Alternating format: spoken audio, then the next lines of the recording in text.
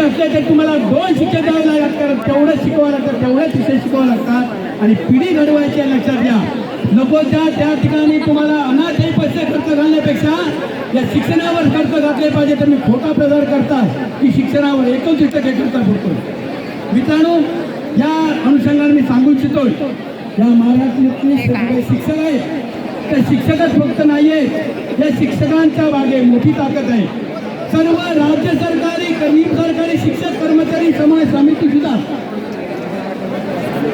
कर्मचारी शिक्षक समन्वय समिती सुद्धा या शिक्षकांच्या पाठीशी आहे.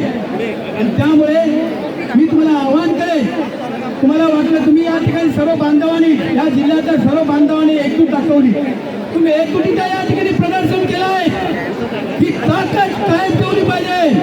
मित्रांनो, आपल्या प्रश्नासाठी असं परत एकत्रच यावं लागेल. जरा तुटून लढलं तर आपले प्रश्न सुटणार नाही.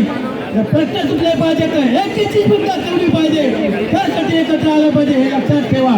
हम सब एक है, हम सब एक है, हम सब एक है.